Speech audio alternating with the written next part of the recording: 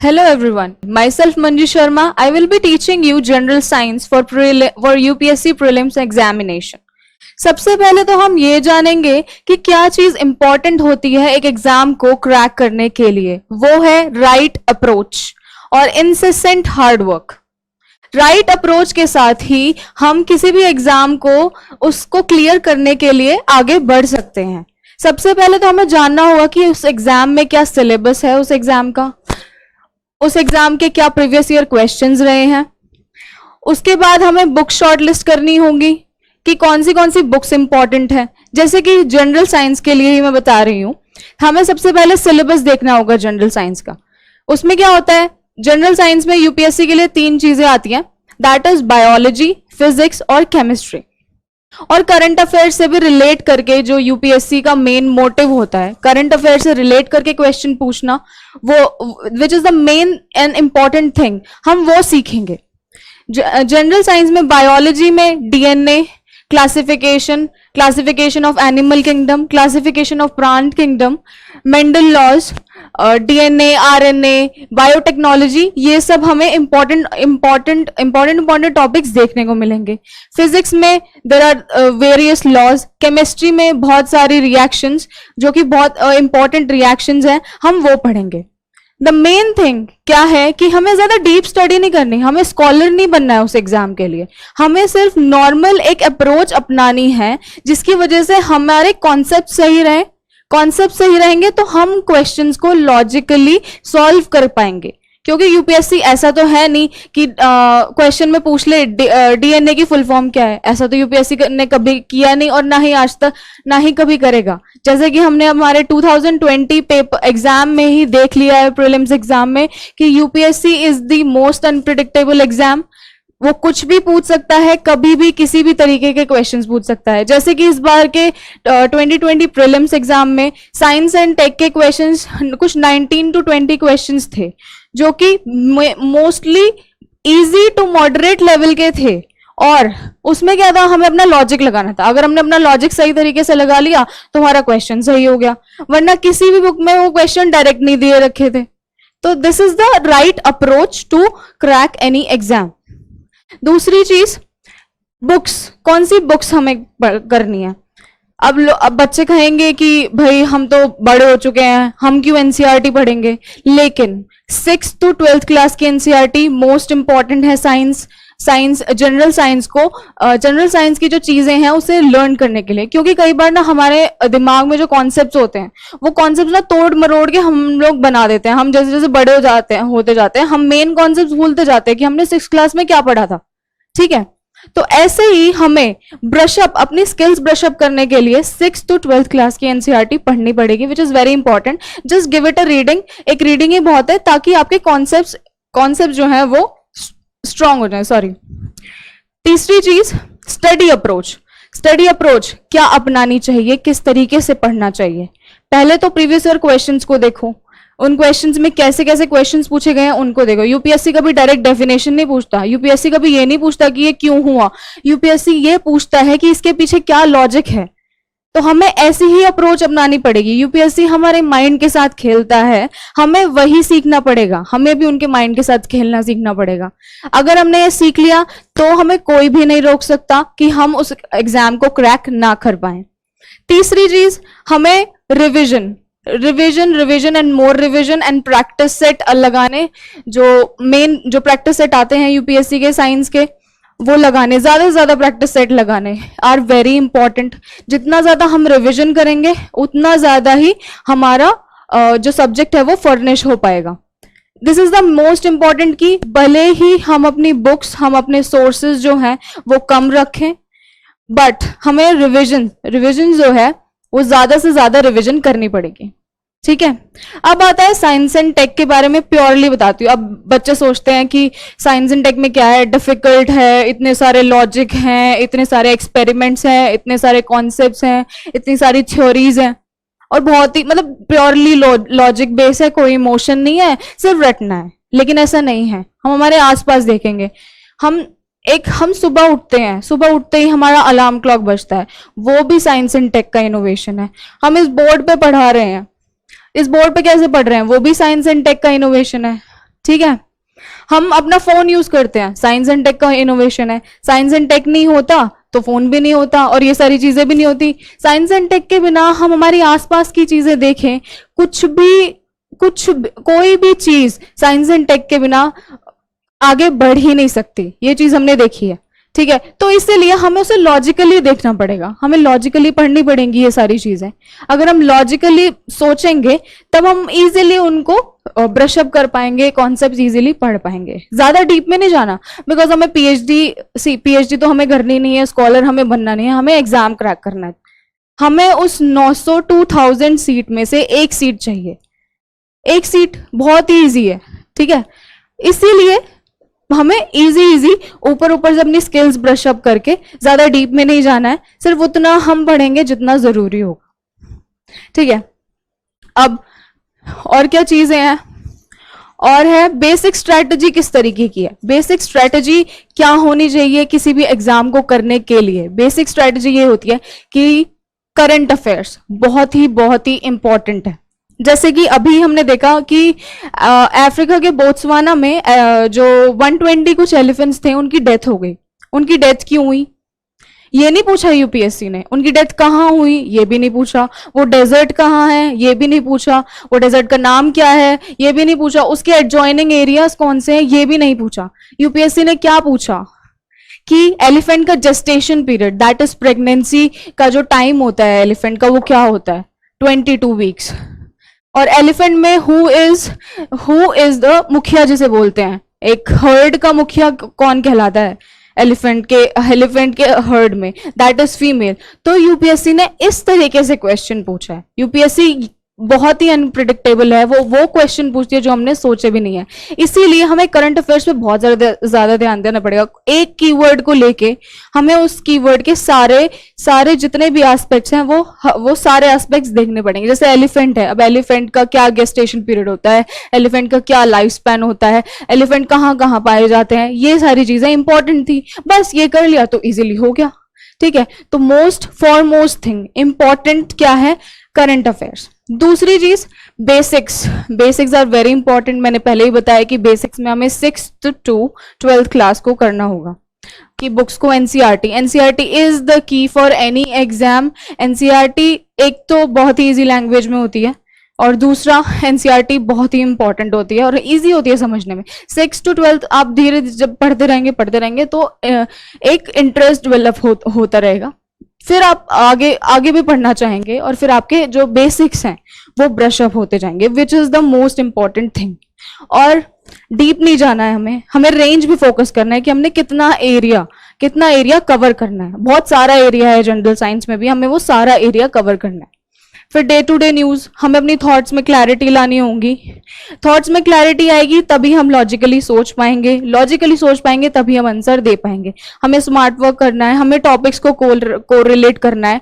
और science and take कभी मत भूलना, हमेशा से ही यूपीएससी का सबसे फेवरेट टॉपिक रहा है। हमेशा 18 क्वेश्चन, 19 क्वेश्चन, इस बार तो 21 क्वेश्चन 2020 में। हमेशा इतने क्वेश्चन तो यूपीएससी ने पूछे हैं। ठीक है, और मैं दोबारा बोलूंगी एनसीईआरटी इज वेरी इंपॉर्टेंट। हम डीप में नहीं जाएंगे, हम बहुत थोड़ी स्किल्स को ब्रश अप करेंगे। तो अभी के लिए फर्स्ट जो मैं टॉपिक पढ़ाने जा रही हूं दैट इज सेल। आपको पता होगा, सबने पढ़ा होगा 6th क्लास में, cell is the basic structural and functional unit of life. बस यही तो करना है, यही तो डेफिनेशन आनी चाहिए। अगर मेंस में कोई क्वेश्चन आ रहा है तो स्टार्ट कर दो, अगर सेल से रिलेटेड कोई क्वेश्चन है तो पहले डेफिनेशन से स्टार्ट कर दो। फिर किसने दी थी ये डेफिनेशन, फिर क्या क्या थ्योरी थी इस डेफिनेशन के पीछे, फिर कौन से साइंटिस्ट आए, फिर और अगर आपको अपना आंसर इलैबोरेट करना है तो ईयर लिख दो, कौन से ईयर में इन्होंने डिस्कवर किया था। ऐसे इट इज वेरी इजी, बहुत इजीली हम पढ़ाएंगे, बहुत इजीली हम लॉजिकली चलते रहेंगे। आप लोग घबराइएगा मत, it will be very easy. तो अब हम आते हैं अपने पहले चैप्टर पे, व्हाट इज सेल। सबको बताए cell is the basic structural and functional unit of living organism. मतलब एक घर को बनाने के लिए जैसे ईंट की जरूरत होती है, बिना ईंट के कोई घर खड़ा नहीं हो सकता, वैसे ही एक सेल ही, मैं यहाँ पे पूरी खड़ी हूं, एक सेल बढ़ते बढ़ते बढ़ते मल्टीप्लाई होगा, डिवाइड होगा और बढ़ते बढ़ते एक पूरा ऑर्गेनिज्म बनाता है। तो cell is the basic unit, सबसे छोटी इकाई है, कोशिका सबसे छोटी इकाई है किसी भी ऑर्गेनिज्म की। In other words, cells make up living things and carry out activities that keep a living thing alive.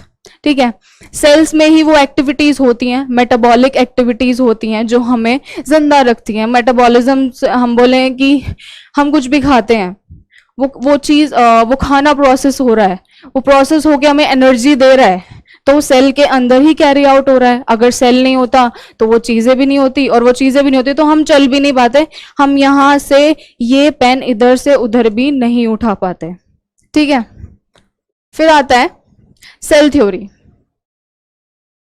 अब रॉबर्ट हुक का नाम जो है, अब आपने ना रॉबर्ट हुक का नाम तो बहुत पहले पढ़ा होगा, रॉबर्ट हुक का नाम आप लोगों ने पढ़ा होगा। 1665 में रॉबर्ट हुक ने सेल डिस्कवर किया, लेकिन रॉबर्ट हुक ने इसे सेल नाम क्यों दिया? किसी ने पूछा है, किसी को पता है इस चीज का आंसर? सेल नाम क्यों दिया? सेल का मतलब, सेल जो है लैटिन में, सेल मीन्स एम्प्टी, लैटिन में सेल मीन्स एम्प्टी।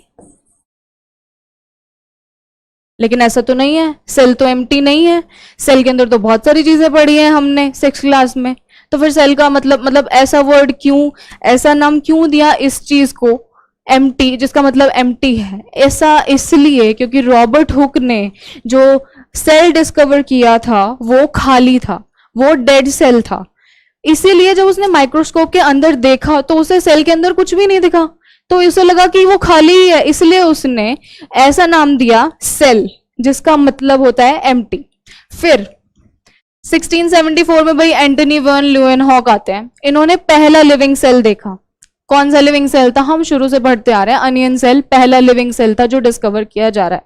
ठीक है, फिर इनको दिखा कि सेल के अंदर भी बहुत सारी चीजें होती हैं, सेल जो है एम्प्टी नहीं है, सेल जो है डेड नहीं है। लेकिन रॉबर्ट हुक को क्या दिखा था? रॉबर्ट हुक को ये दिखा था कि उसके अंदर, रॉबर्ट हुक को सेल कुछ ऐसा दिखा था, क्योंकि रॉबर्ट हुक ने पेड़ की छाल को देखा था। पेड़ की छाल जो है वो डेड सेल होती है, खाली होती है, इसीलिए रॉबर्ट हुक ने उसको सेल नाम दिया। फिर एंटनी वैन ल्यूएनहॉक ने लिविंग सेल को देखा। फिर 1883 में ही जब लिविंग सेल को और आगे पढ़ते उन्होंने न्यूक्लियस को डिस्कवर किया। न्यूक्लियस हम सबको पता है बहुत ही इंपॉर्टेंट है, ब्रेन बोला जाता है किसी भी सेल का। ठीक है, तो हम ये 3 साइंटिस्ट के नाम याद रखेंगे। पहला इज रॉबर्ट हुक, जिन्होंने सेल डिस्कवर किया, लेकिन कौन सा सेल डिस्कवर किया? Dead cell. फिर दूसरा है एंटनी वैन ल्यूएनहॉक, उन्होंने लिविंग सेल डिस्कवर किया। फिर रॉबर्ट ब्राउन, इन्होंने न्यूक्लियस डिस्कवर किया। हम आते हैं अब नेक्स्ट चीज पे, सेल थ्योरी की टाइमलाइन। अब इन्होंने सेल तो डिस्कवर कर लिया, सेल तो अब रॉबर्ट हुक ने डिस्कवर कर लिया, फिर ल्यूएनहॉक ने भी कर लिया। अब उनको डेफिनेशन भी तो देनी थी कि ये क्या है, इससे क्या होता है। तो फेलिक्स ड्यूजर-एडिन ने फ्लूइड कंटेंट सेल का, यानी कि साइटोप्लाज्म, फ्लूइड कंटेंट क्या बोलते हैं हम? साइटोप्लाज्म होता है, साइटोप्लाज्म ऑफ सेल, ये डिस्कवर किया 1835 में। फिर श्लिडन ने प्रपोज किया कि सारे प्लांट सेल से बने होते हैं, डेफिनेशन आने लग गई। फिर धीरे धीरे करके ये तो हुआ 1838 में। 1842 में श्लिडन और श्वान, एक और साइंटिस्ट थे, श्लिडन एंड श्वान, श्लिडन एंड श्वान ने सेल थ्योरी दी।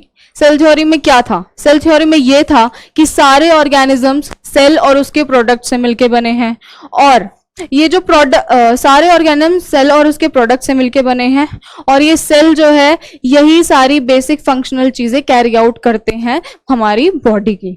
ठीक है, फिर 1839 में जो पुरकिंजी थे, जिनके नाम पे आपने कभी सुना होगा, पुरकिंजी फाइबर्स होते हैं, न्यूक्लियस में होते हैं, इन्होंने फ्लूइड कंटेन, इन्होंने न्यूक्लियोप्लाज्म को डिस्कवर किया। अभी हम आगे पढ़ेंगे, जब सेल के ऑर्गेनल्स पढ़ेंगे, न्यूक्लियस क्या होता है, माइटोकॉन्ड्रिया क्या होता है, एंडोप्लाज्मिक रेटिकुलम क्या होता है, तो हम ये चीजें देखेंगे कि प्रोटोप्लाज्म क्या होता है। आगे हम जब और ऑर्गेनल्स को डीप में पढ़ेंगे। अब हम नेक्स्ट पे चलते हैं। साइज ऑफ द सेल, यहां पे क्या है, सेल्स जो है साइज में वेरी करते हैं। बहुत सारे सेल्स बहुत स्मॉल होते हैं, कुछ बहुत बड़े भी हो सकते हैं। बहुत स्मॉल को माइक्रोस्कोपिक बोलते हैं, जैसे कि बैक्टीरिया। बहुत स्मॉल जो होते हैं माइक्रोस्कोपिक, जैसे कि बैक्टीरिया, बैक्टीरियल सेल, ठीक है। और बहुत बड़े जो होते हैं वो मैक्रोस्कोपिक होते हैं, जैसे कि animal cell, plant cell. Smallest cell, अब ये क्वेश्चन भी इंपॉर्टेंट है, पहले आते थे। स्मॉलेस्ट सेल इज माइकोप्लाज्मा, जिसका साइज है 0.1 नैनोमीटर। इसी का ही एक दूसरा नाम है पीपीएलओ,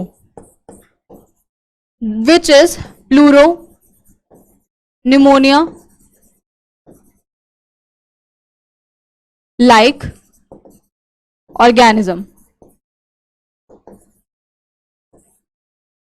इसी का ही माइकोप्लाज्मा का ही दूसरी स्पीशीज होती है, दूसरा नाम होता है प्लूरोनिमोनिया लाइक ऑर्गेनिज्म, जिसका साइज होता है 0.1 nanometre. It is the smallest cell, ठीक है। लार्जेस्ट सेल हम सभी को पता है ऑस्ट्रिच होता है 18 सेंटीमीटर का। अगर आप उस सेल पे खड़े भी हो जाओगे ना तो भी वो सेल नहीं टूटेगा, वो इतना स्ट्रांग होता है, ठीक है। ये रहा, ये दिखाया हुआ है, और ये रहा माइकोप्लाज्मा। अब हम नेक्स्ट पे आते हैं। ह्यूमंस में सेल्स का क्या साइज है। ह्यूमंस की बात करें तो जो ह्यूमंस में स्मॉलेस्ट सेल है दैट इज स्पर्म, जिसका साइज है 5 नैनोमीटर, ठीक है।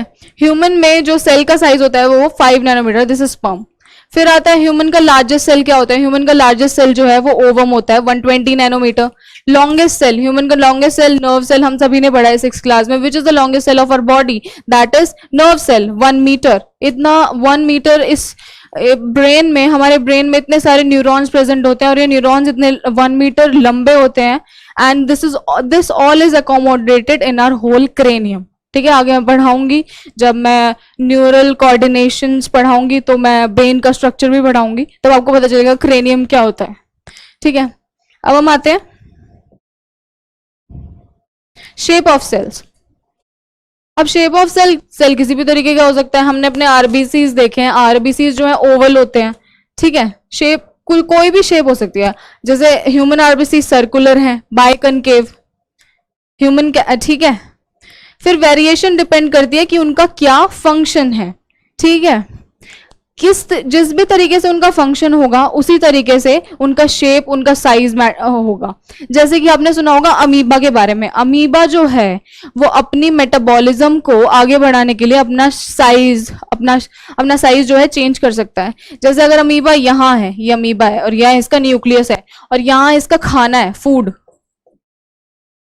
तो ये यहाँ अपना साइज चेंज कर लेगा। यहाँ पे सूडोपोडिया होता है एक तरीके का। सूडोपोडिया क्या होता है कि एक एलोंगेटेड स्ट्रक्चर वो बना लेता है अपने ही स्ट्रक्चर में, और इसको एनगल्फ कर लेता है, मतलब इस जो फूड उसके आसपास होता है इस फूड को ले लेता है अपने अंदर। तो अमीबा जो है अपना साइज जो है चेंज करता रहता है। ऐसे ही आरबीसीज हैं वो ओवल हैं, ठीक है। नर्व सेल्स जो हैं वो ब्रांच्ड हैं, अलग अलग ब्रांचेस निकली हुई है नर्व सेल्स की, ठीक है। और ह्यूमन डब्ल्यूबीसी जो है, अब ये क्वेश्चन आया था यूपीएससी का लास्ट आई थिंक 2015 या 16 का क्वेश्चन है ये, कि डब्ल्यूबीसी की कौन से सेल्स हम जो हैं वो शेप को चेंज करते हैं। एक तो अमीबा है, यूग्लिना है, तीसरा ह्यूमन बॉडी में कौन सा है, ह्यूमन बॉडी में है डब्ल्यूबीसी, ठीक है। डब्ल्यूबीसी जो है वो शेप चेंज करते हैं ताकि वो माइक्रोब्स जो हमारी बॉडी में एंटर हो रहे हैं उनको खा सकें, which is bad microorganisms, that is pathogens, ठीक है। फिर आता है एनिमल सेल। अब हम कैटेगरी पढ़ेंगे। अभी तक हमने देखा शेप, साइज, सेल किस तरीके का होता है। सेल दो तरीके के होते हैं, दो सेल्यूलर होता है, एक तो मल्टी सेल्यूलर भी हो सकता है सेल, यूनिसेल्यूलर भी होता है। यूनिसेल्यूलर का क्या मतलब है, जिसके अंदर एक सेल है। मल्टी सेल्यूलर का क्या मतलब है, जिसके अंदर बहुत सारे सेल्स है। ठीक है, अब सेल्स एक तो नए वाले सेल्स के उसमें डिवाइडेड है, और एक बहुत पुराने टाइम में जो मिलते थे, यानी कि प्रोकैरियोट्स और यूकैरियोट्स। ठीक है, उनके बेसिस पे डिवाइडेड है। प्रोकैरियोट्स कौन से होते हैं, प्रोकैरियोट्स बैक्टीरिया होते हैं। अभी मैं जो आपको ये कॉन्सेप्ट समझाती जा रही हूँ ना, तो you should write it down, ताकि आपको ये छोटे छोटे कॉन्सेप्ट याद रहे। हमें इनकी ज्यादा डीप में नहीं जाना है, हमें ये नहीं पढ़ना कि यार बैक्टीरिया की लाइफ साइकिल कैसे बनती है। हमें सिर्फ इतना पढ़ना है कि प्रोकैरियोटिक सेल क्या होता है, बैक्टीरियल सेल होता है। ठीक है, उसके अब अभी आगे आएगा, हम उसके ऑर्गेनल्स पढ़ेंगे कि किस क्या क्या होता है बैक्टीरियल सेल के अंदर। बट ज्यादा डीप में हमें जाना नहीं है, लाइफ साइकिल नहीं पढ़नी है, कितने क्रोमोसोम हैं, कितना क्या है, ये सब हमें नहीं पढ़ना है। हमें बस अपनी स्किल्स ब्रश अप कर रही है। ठीक है, अब हम एनिमल सेल, मैं अभी इनको ना लेबल करूंगी, और ऑर्गेनल्स को मैं डिटेल में बाद में कराऊंगी। तो एनिमल सेल को लेबल करूंगी, प्लांट सेल को लेबल करूंगी, और बैक्टीरियल सेल को लेबल करूंगी, और फिर उसके ऑर्गेनल्स आगे बताऊंगी। ठीक है, पहला है न्यूक्लियस। अब न्यूक्लियस कहाँ है, सबको पता होता है न्यूक्लियस कहाँ है, ये न्यूक्लियस है, ये न्यूक्लियस है।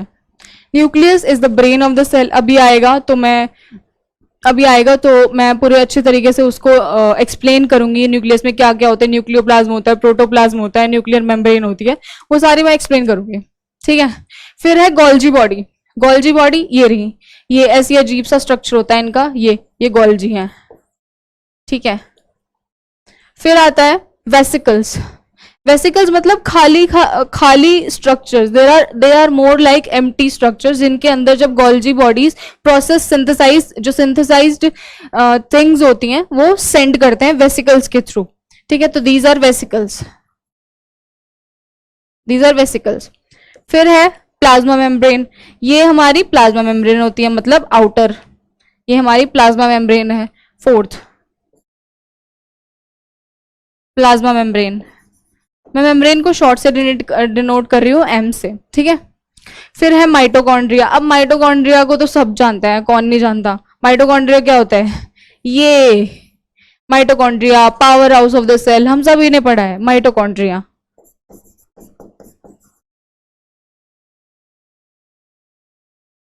फिर आता है साइटोस्केलेटन। साइटोस्केलेटन क्या होते हैं, ये ना साइटोप्लाज्म के अंदर होते हैं, ये रहे साइटोस्केलेटन।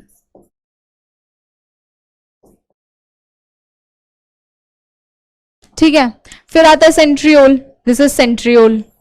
ये जो सेंट्रियोल है वो मियोसिस माइटोसिस यानी कि सेल डिवीजन में काम आता है। ठीक है, फिर आता है लाइजोसोम्स, सुसाइडल बैग्स जिन्हें बोलते हैं, लाइजोसोम्स।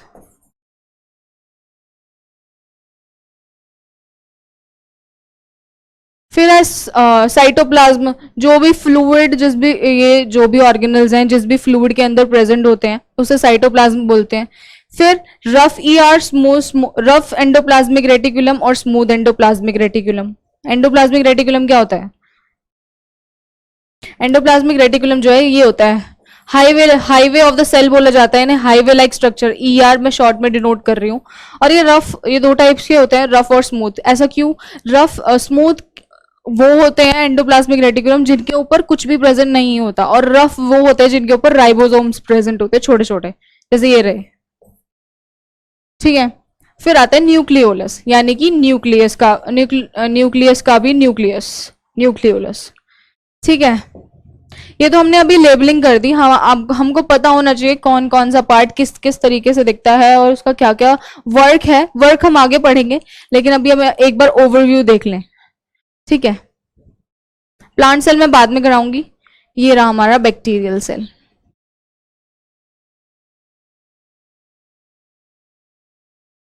ये रहा हमारा बैक्टीरियल सेल। ठीक है, पहली चीज कैप्सूल। कैप्सूल ये है, ये जो इतनी मोटी जो कवरिंग है ना, ये कैप्सूल है।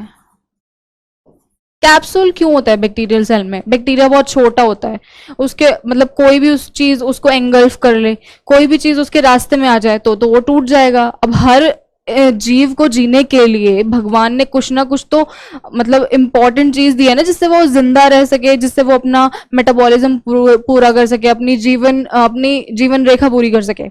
तो ऐसे ही इसके अंदर कैप्सूल होता है, जो बहुत ही हार्ड लेयर होती है, हार्ड आउटर मेम्ब्रेन होती है, जैसे हमारे अंदर सेल मेम्ब्रेन होती है। ठीक है। दूसरी चीज सेल वॉल। कैप्सूल के बाद एक और लेयर होती है, वो है सेल वॉल। सेल वॉल जो है ये फ्लेक्सिबल होती है। सेल वॉल जो है फ्लेक्सिबल होती है और लचीलापन प्रोवाइड करती है बैक्टीरिया के स्ट्रक्चर को। तीसरी है प्लाज्मा मेम्ब्रेन। सेल वॉल के अंदर एक और चीज होती है जिसे हम प्लाज्मा मेम्ब्रेन यानी कि पीएम, मैं शॉर्ट में लिख रही हूँ पीएम, प्लाज्मा मेम्ब्रेन, जो कि डिफ्यूजन ऑस्मोसिस हमने पढ़ा होगा, पानी का आदान प्रदान, मिनरल्स का आदान प्रदान, जो भी चीजें जरूरी है उसकी बॉडी के उसके स्ट्रक्चर के लिए उसमें हेल्प करती है। फिर आता है साइटोप्लाज्म। साइटोप्लाज्म क्या होता है? जो भी ये अंदर ऐसे डॉट डॉट डॉट मतलब जो फ्लूइड मैटर प्रेजेंट होता है वो साइटोप्लाज्म है।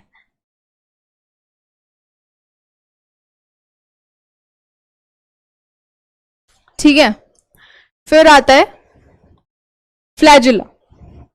ये जो है ना, ये पूंछ सी, कुछ बैक्टीरियल सेल में बहुत सारे होंगे, कुछ बैक्टीरियल सेल में इधर भी होगी पूंछ सी, इधर भी होगी, इधर भी होगी। कुछ बैक्टीरियल सेल में सिर्फ एक ही पूंछ होगी। इस पूंछ को क्या बोलते हैं? इसे बोलते हैं फ्लैजिला। ये क्या करता है फ्लैजिला? ये करता क्या है, इसका काम क्या है? जैसे पूंछ, जैसे स्पर्म की पूंछ होती है वो उसे भागने में, ओवम तक पहुंचने में हेल्प करती है, ऐसे ही फ्लैजिला जो है वो बैक्टीरिया को चलने में हेल्प करता है। ठीक है। फिर आता है फूड ग्रैन्यूल। इसके अंदर प्रेजेंट होते हैं फूड ग्रैन्यूल जो फूड का डाइजेशन करते हैं बैक्टीरिया में। ठीक है। फिर है प्लाज्मिड, डीएनए। बैक्टीरिया भी बेशक यूनिसेल्युलर ऑर्गेनिज्म है, लेकिन इसमें भी प्लाज्मिड, इसमें न्यूक्लियस नहीं प्रेजेंट होता, इसके अंदर प्लाज्मिड प्रेजेंट होता है जिसके अंदर उसका डीएनए एनक्लोज होता है। ठीक है। मैं फिर बोल रही हूं, हमें हमें पीएचडी नहीं करनी, स्कॉलर नहीं बनना, सिर्फ इतना पता होना चाहिए कि प्लाज्मिड कौन से ऑर्गेनिज्म में प्रेजेंट होता है, बैक्टीरिया में, बस। ठीक है। फिर आता है राइबोसोम्स।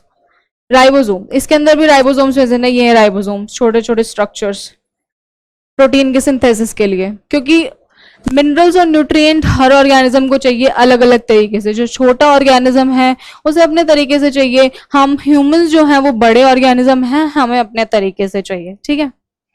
फिर आता है न्यूक्लियोइड। इसके अंदर न्यूक्लियस ना प्रेजेंट होके न्यूक्लियोइड प्रेजेंट होता है।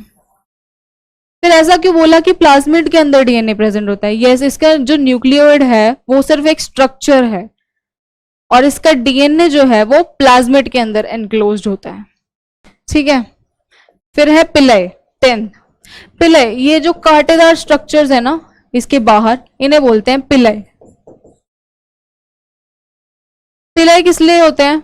उसके बचाव के लिए, और जो भी वो खाना खा रहा है उसके ऑब्जॉर्प्शन के लिए, उसको पचाने के लिए पिलय इसीलिए होते हैं। ठीक है।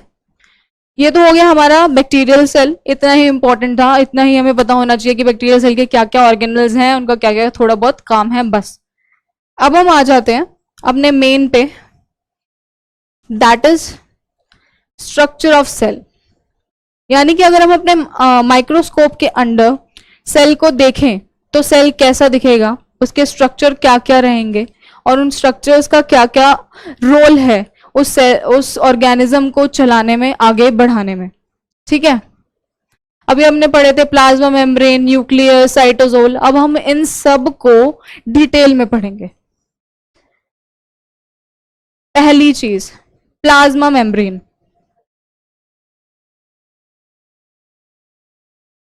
पहली चीज प्लाज्मा मेम्ब्रेन। जो सेल की प्लाज्मा मेम्ब्रेन होती है, अब मैं डिफरेंशिएट बताऊं, जो एनिमल सेल होता है उसके अंदर सेल मेम्ब्रेन प्रेजेंट होती है और जो प्लांट सेल होता है उसके अंदर प्लाज्मा मेम्ब्रेन प्रेजेंट होती है। प्लाज्मा मेम्ब्रेन जो है वो एक सेल को लचीला बनाती है ताकि सेल फ्लेक्सिबल रहे। ऐसा क्यों होता है और प्लाज्मा मेम्ब्रेन में ऐसी क्या खास बात है? वो ये है कि इसके अंदर प्रोटीन्स और लिपिड्स दोनों एक साथ प्रेजेंट होते हैं। ये प्लाज्मा मेम्ब्रेन कुछ ऐसी दिखती है माइक्रोस्कोप के अंदर। ये एक्सट्रीमली डेलिकेट है, बहुत थिन होती है, इलास्टिक होती है, लिविंग होती है। सेमी परमिएबल, सेमी परमिएबल का क्या मतलब है? सेमी परमिएबल का मतलब है कि वो अंदर से बाहर और बाहर से अंदर चीजों का आदान प्रदान अलाउ करती है, यानी कि बिल्कुल बंद नहीं करके रखती वो सेल को। यानी कि अगर पानी जा रहा है, मिनरल्स के साथ पानी जा रहा है, तो मिनरल्स वो प्लाज्मा मेम्ब्रेन से ही पास हो जाएंगे, लेकिन कुछ चीजों को वो अलाउ नहीं करती जो कि टॉक्सिक हो सकते हैं सेल के लिए और जो इंपॉर्टेंट हो सकते हैं।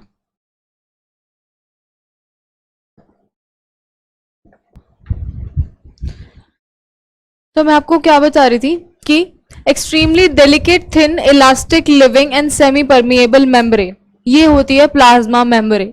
प्लाज्मा मेम्ब्रेन की ये है एडजेक्टिव्स भी बोल सकते हैं, कंपोनेंट्स भी बोल सकते हैं। ये थिन होती है, इलास्टिक होती है, लिविंग होती है, सेमी परमेबल होती है। सेमी परमेबल के बारे में मैंने आपको बता दिया था कि उन ही चीजों का एंट्री या एग्जिट प्रोवाइड करती है which are important, which are allowed, जो इंपॉर्टेंट हैं उस ऑर्गेनिज्म के लिए, जो कि सिर्फ वही ही आ जा सकती हैं प्लाज्मा मेम्ब्रेन के बाहर या अंदर। ठीक है, फिर आता है ये जो है 2 लेयर्स ऑफ लिपिड मॉलिक्यूल से बनी होती है, जिसमें प्रोटीन मॉलिक्यूल्स फ्लोट कर रहे होते हैं।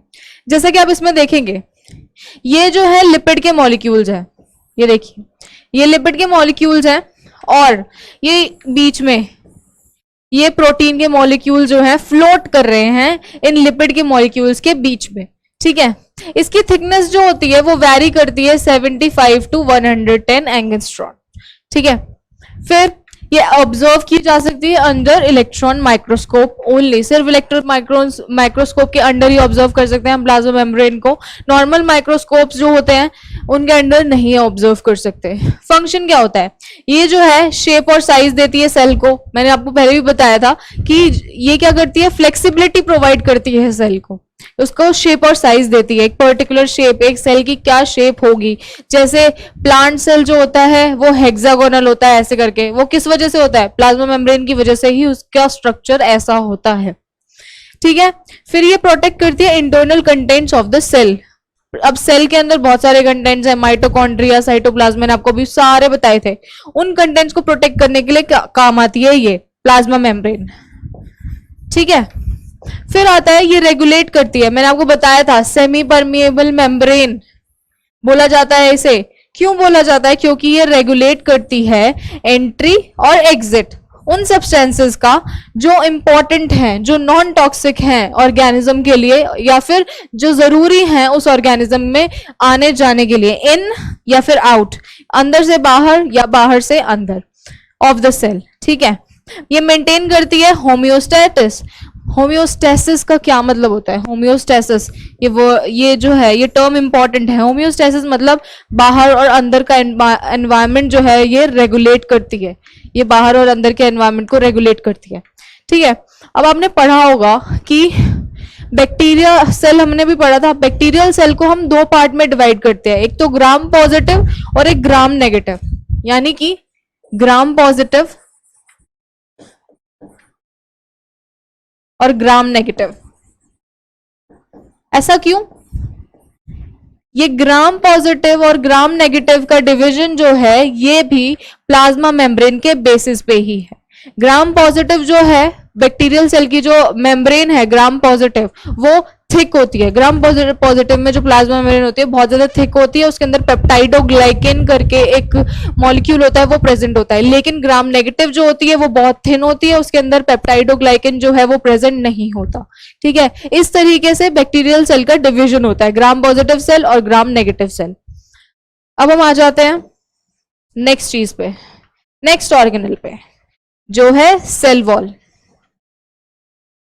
सेल वॉल, सेल वॉल जो है पहले सबसे इंपॉर्टेंट चीज, बहुत लोगों को मिसकंसेप्शन है कि सेल वॉल भी लिविंग होती है, यानी कि इसमें लिविंग टिश्यूज प्रेजेंट होते हैं, लेकिन ऐसा नहीं है।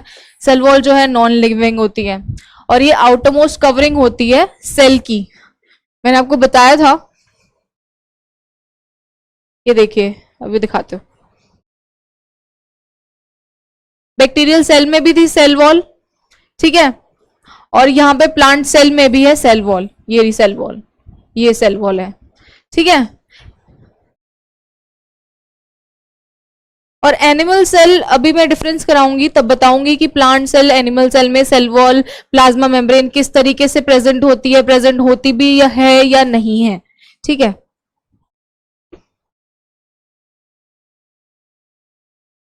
सेल वॉल का डिस्कशन देखते हैं हम अभी।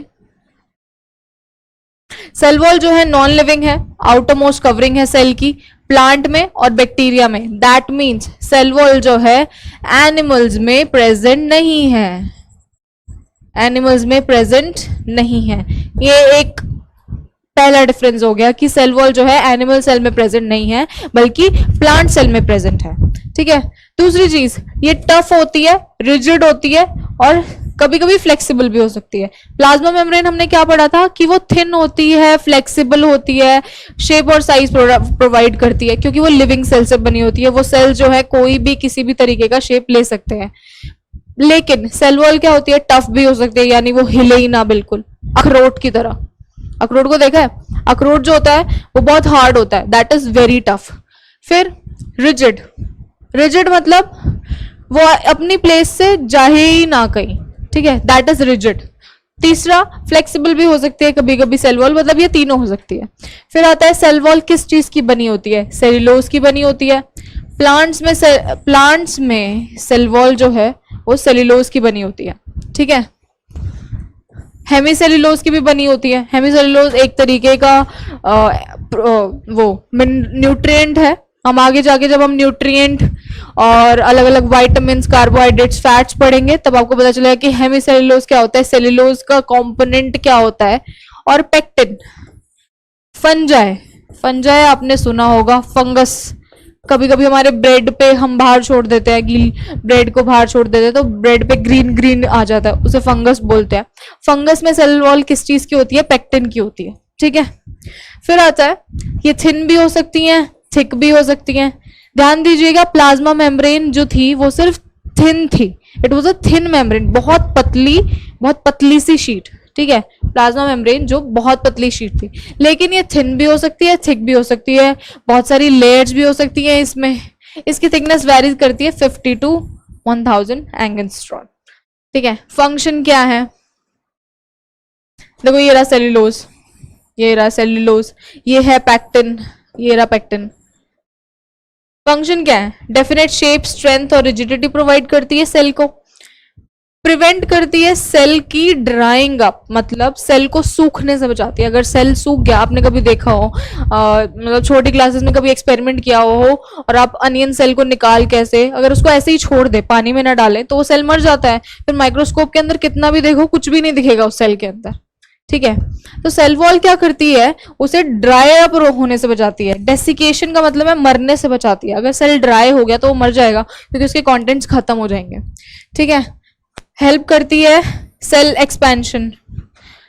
कभी कभी क्या होता है, गर्मी से या कोई भी एक्सटर्नल अगर हम फोर्स लगा रहे हैं, गर्मी हो गई, टेम्परेचर हो गया, कोल्ड विंटर्स हो गए, टेम्परेचर हो गया, प्रेशर हो गया, उससे क्या होता है कि सेल जो होता है एक्सपैंड करने शुरू हो जाता है, तो सेल वॉल उसे रोकती है, सेल के एक्सपेंशन को। फिर ये प्रोटेक्ट करती है सेल को एक्सटर्नल पैथोजन से, बाहर के। पैथोजन का क्या मतलब होता है, जो हार्मफुल माइक्रोब्स होते हैं, जो हमारी जो ऑर्गेनिजम्स के लिए सही नहीं होते, जो ऑर्गेनिजम्स को हार्म करें या फिर उनके शरीर को हानि पहुंचाएं, उन्हें पैथोजन्स बोलते हैं। जो मोस्ट अभी आजकल जो सबसे ज्यादा बड़ा वायरस चल रहा है वो भी एक पैथोजन है, जैसे कि कोरोना वायरस, उसी से ले लीजिए, वो ही पैथोजन है। ऐसे ही बहुत सारे अलग अलग तरीके के पैथोजन्स प्रेजेंट है माइक्रोब्स में, जो हमें दिखते नहीं है लेकिन होते हैं। तो ये हेल्प करती है सेल को प्रोटेक्ट करने में उससे, ठीक है। नेक्स्ट हम आते हैं, ये तो हो गया सेल वॉल। नेक्स्ट हम आते हैं न्यूक्लियस के बारे में पढ़ेंगे। Nucleus is the most important and as it is called brain. Brain of the cell इसे बोला जाता है। क्यों बोला जाता है, क्योंकि सारा जो भी जेनेटिक चीजें होती है कि कोई भी ऑर्गेनिज्म किस तरीके का दिख रहा है, जैसे कि मेरे बाल काले क्यों हैं, मेरा रंग गोरा क्यों है, ठीक है, और मेरी हाइट छोटी क्यों है, वो किससे पता चल जाएगा, वो सारी चीजें वो सारी इंफॉर्मेशन किस चीज में पास हो रही है, वो सारी इंफॉर्मेशन न्यूक्लियस में पास होगी। ठीक है, न्यूक्लियस जो है एक डेंस स्फेरिकल बॉडी है जो ऑलमोस्ट सारे ऑर्गेनिज्म में सारे ऑर्गेनिजम्स के सेल में बीच में प्रेजेंट होता है। ठीक है, ये कुछ ऐसा सा दिखता है ये न्यूक्लियस। ये सारी इलेक्ट्रॉन माइक्रोस्कोप के अंडर वाली फोटोज है जो ली गई हैं, तो कुछ ऐसे से दिखता है, ये न्यूक्लियस है। ठीक है, डेंस होता है क्योंकि इसके अंदर बहुत सारे इंफॉर्मेशन कलेक्टेड होती है। ठीक है, इसका डायमीटर वेरी कर सकता है 10 to 25 माइक्रोमीटर। ये प्रेजेंट होता है सारे सेल्स में एक्सेप्ट आरबीसीज और सीव ट्यूब सेल्स। ये क्वेश्चन आया था यूपीएससी में, ये बहुत इंपॉर्टेंट सेंटेंस है कि किसमें न्यूक्लियस प्रेजेंट नहीं होता, कौन से ऑर्गेनल में न्यूक्लियस प्रेजेंट नहीं होता, किन में प्रेजेंट नहीं होता, कौन से सेल्स में, रेड ब्लड सेल्स में प्रेजेंट नहीं होता और सीव ट्यूब सेल्स में प्रेजेंट नहीं होता। सीव ट्यूब सेल्स जो होते हैं वो प्लांट के सेल्स होते हैं, प्लांट सेल होता है ये एक तरीके का।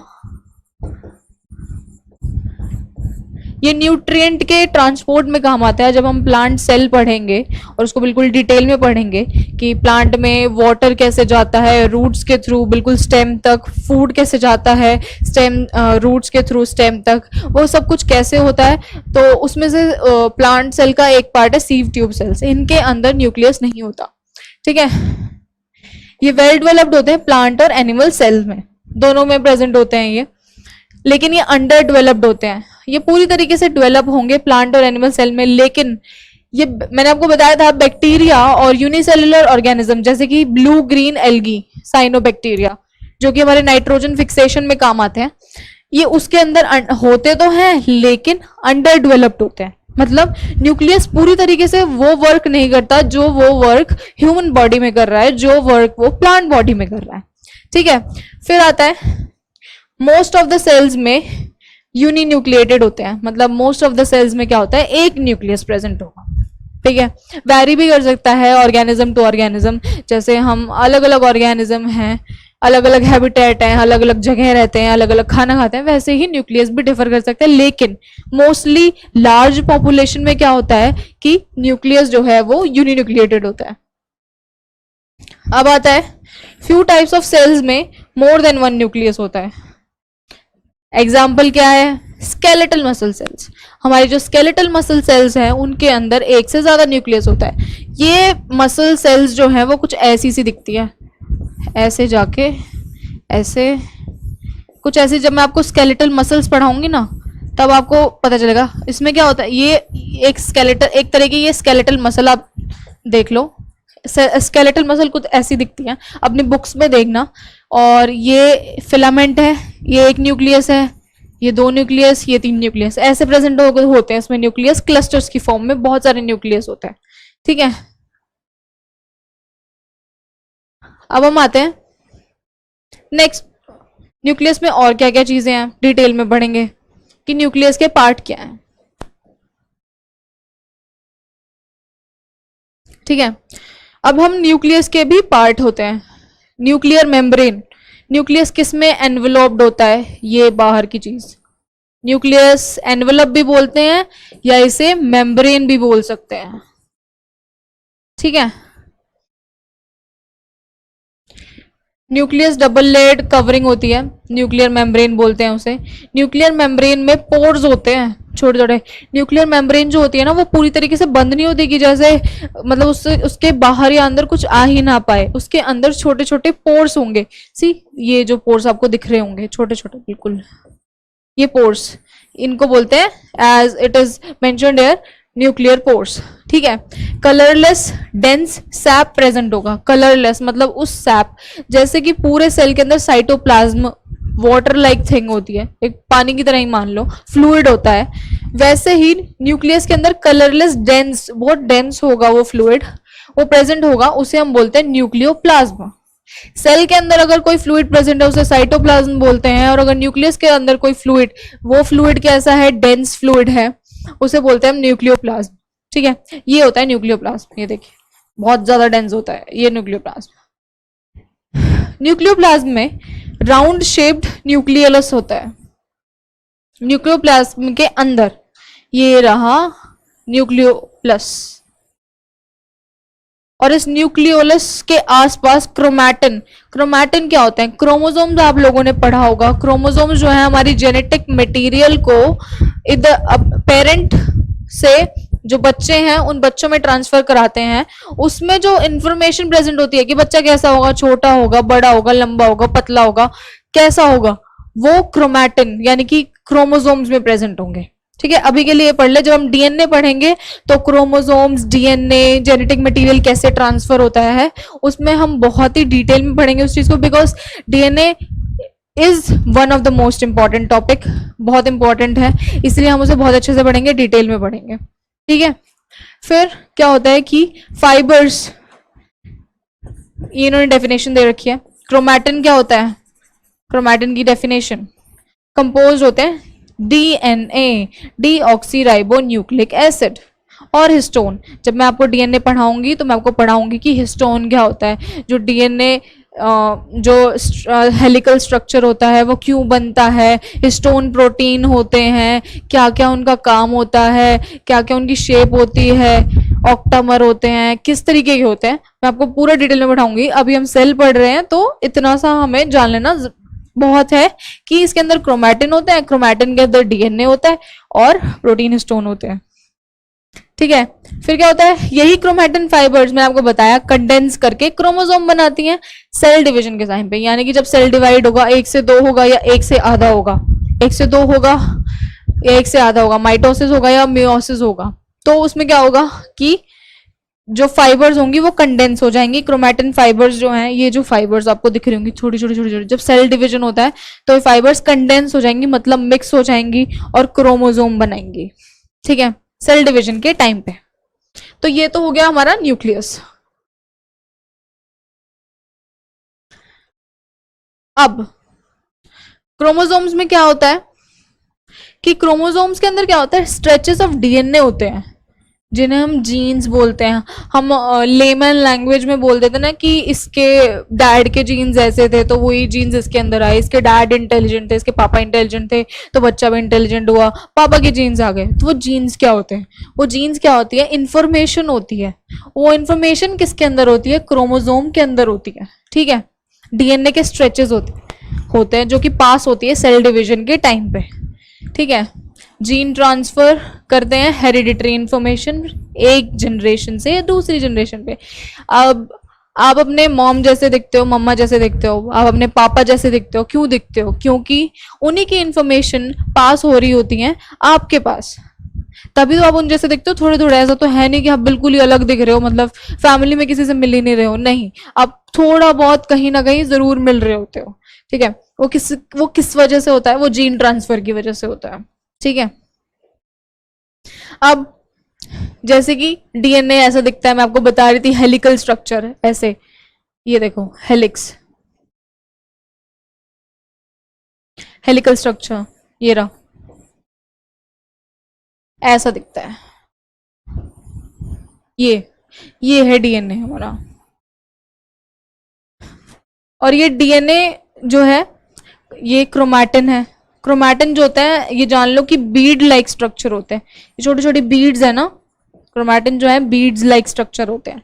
ये हिस्टोन होते हैं, मैं आपको पढ़ाऊंगी, मैंने आपको बताया है कि जब मैं आपको डीएनए और ये आरएनए ये सब पढ़ाऊंगी तो डिटेल में बताऊंगी कि ये हिस्टोन क्या होता है, क्रोमैटिन क्या होता है, ये क्रोमैटिन फाइबर्स हैं, क्रोमैटिन फाइबर कंडेंस होके ये हमारा क्रोमोसोम बना दिया, इसके अंदर हमारी इंफॉर्मेशन प्रेजेंट होती है। ठीक है, अब न्यूक्लियस का फंक्शन क्या है? न्यूक्लियस का फंक्शन ये है कि वो सेल एक्टिविटीज जैसे कि metabolism, protein synthesis, growth and cell division को कंट्रोल करता है। मेटाबॉलिज्म यानी कि किसी भी चीज को मतलब किसी भी चीज को के काम करने की एनर्जी हमें कहाँ से आती है? मेटाबॉलिज्म से आती है। जो हमारे उसमें ग्लाइकोलाइसिस साइकिल हो रही होती है, जो भी साइकिल हमारे अंदर हो रही होती है, जो भी हम खाना खाते हैं उस खाने को प्रोसेस करके उसको एनर्जी में कन्वर्ट किया जाता है। ठीक है, तो वो कैसे हो रहा है? वो सारा न्यूक्लियस कराता है। प्रोटीन का सिंथेसिस, हम प्रोटीन लेते हैं, प्रोटीन बहुत ही इंपॉर्टेंट, आप सबको पता ही होगा, हमारी डाइट में इंक्लूड भी होना चाहिए। तो उसका सिंथेसिस, अब प्रोटीन ऐसे ही जाके ऐसे ही तो एनर्जी नहीं देता ना, प्रोटीन पहले टूटेगा अमाइनो एसिड्स में, तब जाके वो एनर्जी देगा। तो उस प्रोटीन को कैसे सिंथेसाइज करते हैं, कैसे अलग अलग चीजों में तोड़ तोड़ के फिर एनर्जी की फॉर्म में वो बनता है, तो वो भी न्यूक्लियस करता है। हमारी ग्रोथ, हम बड़े हो गए, हम 12 साल के थे तब उतने लंबे नहीं थे जितने हम अभी लंबे हैं, ठीक है। तो ये ग्रोथ, फिर सेल डिवीजन, फिर न्यूक्लियोलस सिंथेसाइज करता है आरएनए को, और उसके अंदर राइबोसोम्स होते हैं। राइबोसोम जो है हमारे प्रोटीन को का सिंथेसिस करते हैं, प्रोटीन को फॉर्म डीफॉर्म करके एनर्जी में कन्वर्ट करते हैं। तो राइबोसोम्स हमारे लिए बहुत इंपॉर्टेंट है, जो कि आरएनए में आपको बताऊंगी। राइबोन्यूक्लिक एसिड होता है, आगे हम पढ़ेंगे तब मैं आपको डिटेल में बताऊंगी, ठीक है। फिर ये स्टोर करता है हेरिडिटरी इंफॉर्मेशन जीन्स में। हेरिडिटरी इंफॉर्मेशन मैंने आपको बताया था, हमारी किसी की आंखों का कलर ब्राउन है, ठीक है, किसी के हाथ छोटे हैं, कुछ भी है, जो भी जेनेटिक इंफॉर्मेशन हमें हमारे पेरेंट्स से मिली है, तो वो सारी चीजें ये क्या है, कैरी करके रखता है। ये हो गया न्यूक्लियस। अब आता है साइटोप्लाज्म। साइटोप्लाज्म मैंने आपको बताया था एक फ्लूइड लाइक स्ट्रक्चर होता है। साइटोप्लाज्म जेल लाइक मटेरियल होता है जो कि 80% ऑफ वाटर से बना होता है। इसके अंदर, साइटोप्लाज्म के अंदर 80% वाटर है, ठीक है। प्रेजेंट होता है between plasma membrane and the nucleus. Cytoplasm जो होता है, ये तो रही प्लाज्मा मेम्ब्रेन पीएम, और ये रहा न्यूक्लियस, ठीक है। ये इन दोनों के बीच में जो ये चीज है ना, थोड़ा फ्लूइड जो जिसके अंदर ऑर्गेनल्स जो है वो तैर रहे होते हैं, वो उसे बोलते हैं साइटोप्लाज्म, ठीक है। ये क्लियर लिक्विड होता है जिसे हम साइटोसोल बोलते हैं। उसके अंदर बहुत सारे छोटे छोटे पार्टिकल्स होते हैं, ions, positive ion, negative ion, ये सब प्रेजेंट होते हैं। पार्टिकल जो होते हैं प्रोटीन्स होते हैं, कार्बोहाइड्रेट होते हैं, मैंने आपको अभी बताया ऑर्गेनिक आयंस, पोटेशियम हो सकता है, ठीक है, कैल्शियम हो सकता है, ये सब। Also contains many organelles with distinct structure and function, ठीक है। फिर कुछ ऑर्गेनल्स इसमें जो होते हैं विजिबल होते हैं। हमारे जो सेल के कुछ ऑर्गेनल्स, इलेक्ट्रॉन माइक्रोस्कोप जो कि एक इवॉल्व फॉर्म है माइक्रोस्कोप की। जो नॉर्मल माइक्रोस्कोप है जिसके नीचे शीशा लगा होता है, उसके अंदर नहीं देख सकते। इलेक्ट्रॉन माइक्रोस्कोप अलग तरीके का होता है, उसी के अंदर हम कुछ ऑर्गेनल्स को देख सकते हैं, वरना हम नहीं देख सकते, ठीक है। फिर ये ग्रैनुलर होता है, डेंस होता है एनिमल सेल्स में। साइटोप्लाज्म, ये डिफरेंस है एनिमल और प्लांट सेल में कि ग्रैनुलर होगा, डेंस होगा एनिमल सेल्स में, और थिन होगा प्लांट सेल में, ठीक है।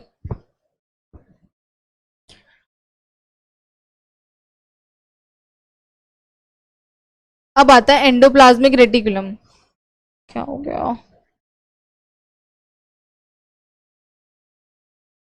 चल जाओ।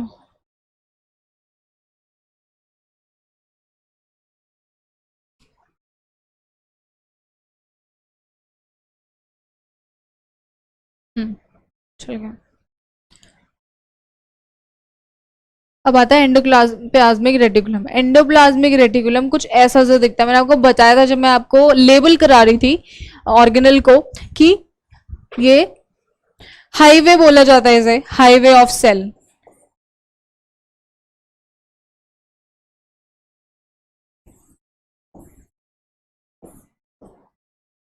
ठीक है। ऐसा क्यों बोला जाता है? ये नेटवर्क होता है ट्यूबुलर एंड वेसिकुलर स्ट्रक्चर्स का, जो कि इंटरकनेक्टेड होते हैं एक दूसरे के साथ। ये होते हैं ट्यूबुलर स्ट्रक्चर्स, ये हो गए, ये स्ट्रक्चर्स हो गए, ये इंटरकनेक्टेड होते हैं कहीं ना कहीं जाके, ये बिल्कुल भी अलग नहीं होंगे, और ये क्लस्टर फॉर्म कर देंगे, बहुत डेंस सा क्लस्टर फॉर्म करते हैं ट्यूबुलर स्ट्रक्चर्स, ठीक है। कुछ पार्ट्स कनेक्टेड होते हैं न्यूक्लियर मेम्ब्रेन पे, कुछ कनेक्टेड होते हैं सेल मेम्ब्रेन पे। अब जो हमारा एंडोप्लाज्मिक रेटिकुलम है ना, वो ऐसे प्रेजेंट होगा कि कुछ पार्ट एंडोप्लाज्मिक रेटिकुलम का न्यूक्लियर से कनेक्टेड होगा, कुछ पार्ट एंडोप्लाज्मिक रेटिकुलम का सेल मेम्ब्रेन से कनेक्टेड होगा। अब डायग्राम में देखना दिया होगा, उसमें आप एंडोप्लाज्मिक रेटिकुलम की जहां वो देखेंगे पोजीशन, तो ऐसे ही होगी, थोड़ा सा न्यूक्लियस के पास, थोड़ा सा सेल मेम्ब्रेन के पास। ये दो तरीके के होते हैं, स्मूथ और मैंने आपको बताया था रफ। स्मूथ वो होते हैं जिनके अंदर राइबोसोम प्रेजेंट नहीं होते, रफ वो होते हैं जिनके अंदर राइबोसोम स्टडीड होते हैं। अब यहाँ देखना, ये रफ ही आ रहा है क्यों? ये जो छोटे छोटे स्ट्रक्चर्स आपको दिख रहे हैं ना, ये राइबोसोम्स है, ये देखिए ये राइबोसोम्स है। और स्मूथ यार, ये बिल्कुल स्मूथ होगा, इसके अंदर कोई भी स्ट्रक्चर, कोई भी राइबोसोम प्रेजेंट नहीं होगा। ठीक है, फिर फंक्शन क्या होता है? ये इंटरनल सपोर्ट देता है साइटोप्लाज्म को। दूसरा, जो रफ एंडोप्लाज्मिक रेटिकुलम है वो सिंथेसाइज करता है प्रोटीन को और मेम्ब्रेन प्रोटीन को। रफ एंडोप्लाज्मिक रेटिकुलम का जो काम होता है वो प्रोटीन को सिंथेसाइज करना होता है। ठीक है, फिर आया स्मूथ एंडोप्लाज्मिक रेटिकुलम, लिपिड्स को, लिपिड्स जो होता है एक तरीके का न्यूट्रिएंट होता है, उनको सिंथेसाइज करता है। लिवर सेल में स्मूथ एंडोप्लाज्मिक रेटिकुलम जो है ड्रग और पॉइजन को डिटॉक्सिफाई करते हैं। आजकल ड्रग्स का बहुत चल रहा है, न्यूज में हमने देखा भी है। तो वो हमारी बॉडी, जब हम लोग ड्रग्स लेते हैं तो हमारी बॉडी भी कुछ हेल्प करेगी उनको बाहर निकालने, बाहर धकेलने, because they are very toxic. तो उनको निकालने में कौन सी चीज काम आती है? लिवर सेल्स में smooth endoplasmic reticulum. Muscle cells में स्मूथ एंडोप्लाज्मिक रेटिकुलम जो है वो कैल्शियम आयंस को स्टोर करती है। ठीक है, नेक्स्ट हम देखते हैं गोल्जी बॉडी। गोल्जी बॉडी से गिलगिली सी बॉडी भी बोल सकते हैं। ये बहुत ऐसे फ्लेक्सिबल सा दिखता है स्ट्रक्चर, ये ऐसा सा दिखता है, यूं ऐसे ऐसे ऐसे ऐसे ऐसे बन गया। ठीक है, गोल्जी बॉडी किसने डिस्कवर किया था? Camillo Golgi. ये क्वेश्चन इंपॉर्टेंट है, क्वेश्चन आया भी हुआ है बहुत बार। ये फॉर्म होता है 5 से 8 मेम्ब्रेनस सैक से बने होते हैं, और ये सैक जो होते हैं फ्लैटेंड होते हैं, इनको सिस्टर्ने बोलते हैं। ठीक है, सिस्टर्ने ये रहे, ये होते हैं सिस्टर्ने, ये फोल्डेड स्ट्रक्चर जो बने हुए हैं। ठीक है, इसके दो एंड्स होते हैं, एक तो सिस फेस होगा सामने वाला फेस, और एक ट्रांस फेस होगा यानी कि ऑपोजिट फेस। देखिए ये रहा सिस फेस और ये रहा ट्रांस फेस, सामने वाला फेस और ऑपोजिट नीचे वाला फेस। ठीक है, सिस फेस जो होगा वो ईआर के पास प्रेजेंट होगा और ट्रांस फेस जो होगा वो सेल मेम्ब्रेन के पास होगा। ऐसा क्यों होता है? इनकी position is also very important. Nucleus से चीजें लेके एंडोप्लाज्मिक रेटिकुलम प्रोटीन को सिंथेसाइज करके गोल्जी के पास भेजता है। गोल्जी उसको फिर यूज करके एनर्जी बन रही है तो ठीक है, नहीं बन रही है तो सेल मेम्ब्रेन के थ्रू बाहर भी भेज दिया जाता है जो टॉक्सिक सब्सटेंसेस होते हैं। तो इनका जो वर्क है वो इंटरकनेक्टेड है। ठीक है, फंक्शन मॉडिफाई करता है, सॉर्ट, पैक करता है जो भी मटेरियल सिंथेसाइज होते हैं सेल में, ये मॉडिफाई करता है। प्रोटीन सिंथेसाइज हो रहा है, प्रोटीन को प्रोटीन की जगह पैक कर देगा। अमीनो एसिड आ रहा है तो अमीनो एसिड को भी प्रोटीन की जगह पैक कर देगा, क्योंकि अमीनो एसिड ही मिलके प्रोटीन बनाते हैं। ठीक है, फैट आ रहा है, फैट को अलग जगह अलग जगह सॉर्ट करेगा, अलग उसमें रखेगा। कार्बोहाइड्रेट आ रहा है, कार्बोहाइड्रेट टूट के फैट और एनर्जी में बनता है, तो फैट की जगह चला जाएगा, एनर्जी हमारी बॉडी को मिल जाएगी वर्क करने के लिए। ठीक है, ऐसे ही लिपिड्स भी अलग जगह सॉर्ट हो जाएगा। ये डिलीवर करता है मटेरियल्स को inside the cell, outside the cell. मैंने आपको बताया कि इसकी पोजीशन इंपॉर्टेंट क्यों है, सेल मेम्ब्रेन के पास क्यों होता है ये, क्योंकि ये डिलीवर करता है जो भी सिंथेसाइज चीजें हैं सेल के बाहर या सेल के अंदर। वैक्यूल बनाता है, वेसिकल बनाता है, प्लाज्मा मेम्ब्रेन और लाइसोसोम बनाता है। ठीक है, नेक्स्ट आता है, अच्छा मैं आपको इसका थोड़ा सा ओवरव्यू देती हूँ कि इसमें सिंथेसाइज होके बॉडी कैसे, सिंथेसाइज होके चीजें कैसे जाती हैं। यहाँ मान लो ईआर है, ईआर ने प्रोसेस करके यहाँ पे भेजा प्रोटीन को इसने मॉडिफाई किया, पैक किया, जिस भी तरीके से उसको यूज होना है हमारी बॉडी में, उसको ट्रांसपोर्ट करा है। ये इनकमिंग वेसिकल है, इस वेसिकल के थ्रू आएगा। वेसिकल एक स्ट्रक्चर लगा लो गोल सा, जिसके अंदर न्यूट्रिएंट आ रहा है, जो भी चीजें इंपॉर्टेंट आ रही है हमारी बॉडी के लिए वो आ रहा है, वेसिकल के थ्रू आएगा, अंदर जाएगा, चल के इधर हमारी सेल मेम्ब्रेन प्रेजेंट होगी। ठीक है, ये आउटगोइंग ट्रांसपोर्ट वेसिकल है, यहां से आया, एक वेसिकल बनाया, एक वेसिकल, ये वेसिकल सेल मेम्ब्रेन में हो गया और सेल के बाहर ट्रांसपोर्ट हो गया। ये एक ओवरव्यू है।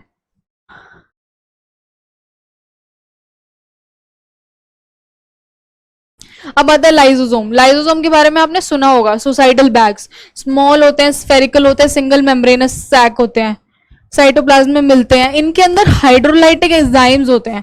अब ये क्या करता है कि इसके अंदर कोई भी टॉक्सिक चीजें आती है, कोई भी मरा हुआ सेल हो गया, हमारे जो आरबीसीज हैं वो 10 से 12 दिन में मर जाते हैं, ठीक है, तो वो कहाँ जाते हैं, वो सारा टॉक्सिक चीजें हो गई, रेजिड्यू हो गया, कचरा हो गया हमारे सेल का, तो वो चीजें इसके अंदर जाती हैं, इसके अंदर एंजाइम प्रेजेंट होते हैं, एंजाइम प्रोसेस होते हैं, प्रोसेस एंजाइम अपने आप को प्रोसेस करते हैं उन चीजों के साथ और एकदम से बर्स्ट हो जाता है, यानी कि उन चीजों को खत्म कर देता है लेके, इसलिए इनको सुसाइडल बैग बोलते हैं क्योंकि ये खुद में ही बर्स्ट हो जाते हैं। ये मोस्ट एनिमल सेल्स और कुछ कुछ प्लांट सेल्स में मिलता है। ये डाइजेस्ट करते हैं लार्ज मॉलिक्यूल्स को, प्रोटेक्ट करते हैं सेल को, फॉरेन इन्वेडर जैसे बैक्टीरिया और वायरस को ये किल कर देते हैं, फिर डिग्रेड करते हैं जो वॉर्न आउट यानी कि जो मरे हुए ऑर्गेनल्स हैं, डेड सेल्स को, और ऑटोलाइसिस परफॉर्म करते हैं, यानी कि खुद ही बर्स्ट हो जाते हैं, खुद ही मर जाते हैं। ये है हाइड्रोलाइटिक एंजाइम है इसके अंदर, और ये मेम्ब्रेन है, ये इसका स्ट्रक्चर कुछ ऐसा सा दिखता है, और जब बर्स्ट हो जाता है तो ये पूरा ऐसे फट जाता है एंड सारे टॉक्सिक चीजें खत्म हो जाती हैं। फिर आता है वैक्यूल। वैक्यूल जो है सिंगल मेम्ब्रेनस सैक होता है। वैक्यूल अपना एक खाली स्पेस की तरह ही लगा लो, जैसे अगर ये प्लांट सेल है ना, तो प्लांट सेल में लार्ज वैक्यूल होगा, इतना बड़ा वैक्यूल, लार्ज खाली स्पेस सैक की तरह, ठीक है, सैक होता है, इसके अंदर लिक्विड या सैप होता है जिसके अंदर वाटर शुगर और आयंस होते हैं। एनिमल सेल में वैक्यूल जो होते हैं थोड़े से होते हैं, छोटे होते हैं साइज में और बहुत कम होते हैं, ठीक है, फ्यू होते हैं नंबर में, ऐसे होते हैं एनिमल सेल में, इतने छोटे छोटे वैक्यूल्स होते हैं। लेकिन प्लांट सेल में वैक्यूल जो है वो लार्ज होते हैं और बहुत सारे होते हैं नंबर में, ठीक है। ये कॉन्ट्रेक्टाइल हो सकते हैं, यानी कि ये अपना को कॉन्ट्रैक्ट कर सकते हैं, एक्सपैंड कर सकते हैं, नॉन कॉन्ट्रेक्टाइल भी हो सकते हैं। फंक्शन क्या होता है, स्टोर करते हैं वेस्ट प्रोडक्ट्स को मेनली, ये ऑस्मोटिक प्रेशर मेंटेन करके रखते हैं सेल का, यानी कि सेल फट ना जाए एक्सटर्नल प्रेशर से, सेल श्रिंक ना हो जाए ज्यादा टेम्परेचर में। ये फूड को स्टोर करते हैं अमीबा सेल्स में, मेनली अमीबा सेल्स में ही वैक्यूल जो है वो फूड को स्टोर करने के काम आते हैं। ये टर्जिडिटी और रिजिडिटी, अभी मैंने बताया टर्जिडिटी रिजिडिटी का यही मतलब है, अगर बहुत हाई टेम्परेचर है और सेल श्रिंक हो गया, बहुत कम टेम्परेचर है, सेल एक्सपैंड हो जा रहा है, सेल फट सकता है, तो ये उसमें हेल्प करते हैं रिजिडिटी और टर्जिडिटी प्रोवाइड करने में। ये कुछ इनका ऐसा स्ट्रक्चर होता है। ये वैक्यूल है खाली फ्लूइड, और वैक्यूल की आउटर मेम्ब्रेन को टोनोप्लास्ट बोलते हैं। फिर आता है माइटोकॉन्ड्रिया। माइटोकॉन्ड्रिया बहुत ही इंपॉर्टेंट है, हम सबको बताया है, power house of the cell.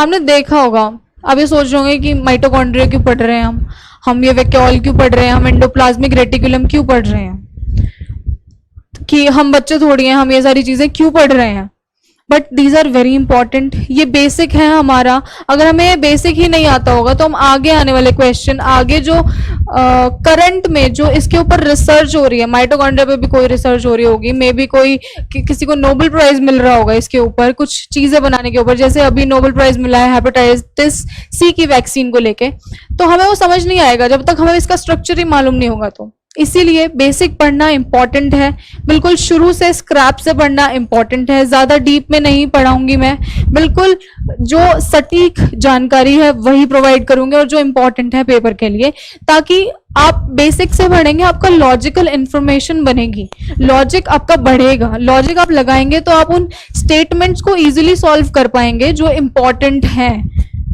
Eliminate कर पाएंगे उन स्टेटमेंट्स को, इसलिए ये पढ़ना बहुत जरूरी है। Mitochondria rod shaped small organelle होता है, दो मेम्ब्रेन से बाउंड होता है, inner outer. Outer membrane smooth होती है और माइटोकॉन्ड्रिया कंटेंट को एनक्लोज करती है। ये रहा आउटर मेम्ब्रेन, इनर मेम्ब्रेन, ठीक है। इनर मेम्ब्रेन जो है ऐसे फोल्डेड होती है, क्रिस्टे। इन फोल्डेड स्ट्रक्चर्स को क्या बोलते हैं, क्रिस्टे। इनर कैविटी के अंदर मैट्रिक्स होता है और एंजाइम होते हैं बहुत सारे, ये इनर कैविटी है, ये मैट्रिक्स है, एंजाइम है, ठीक है। और माइटोकॉन्ड्रिया ही सिर्फ एक ऐसा स्ट्रक्चर है जिसके अंदर उसका खुद का डीएनए प्रेजेंट होता है, और किसी ऑर्गेनल के अंदर ये नहीं होता, सिर्फ और सिर्फ माइटोकॉन्ड्रिया के अंदर प्रेजेंट होता है, ठीक है। ये कंटेन देयर ओन डीएनए जो कि रिस्पॉन्सिबल है for many enzymatic actions. DNA is जो माइटोकॉन्ड्रिया में डीएनए प्रेजेंट होता है उसके उसके थ्रू बहुत सारे एंजाइमेटिक एक्शन होते हैं, उससे एटीपी का फॉर्मेशन होता है, एनर्जी का डेवलपमेंट होता है, which is important to us for carrying out the processes, breathing सांस लेना, रेस्पिरेशन, ब्रीदिंग सांस लेना, रेस्पिरेशन, एक्सक्रीशन और बहुत सारे प्रोसेसेस। ठीक है, फंक्शन क्या होता है? एनर्जी सिंथेसाइज करना। एटीपी में एटीपी मॉलिक्यूल प्रोवाइड करता है energy for the vital activities of living cells. ठीक है, तो ये तो हो गया हमारा माइटोकॉन्ड्रिया।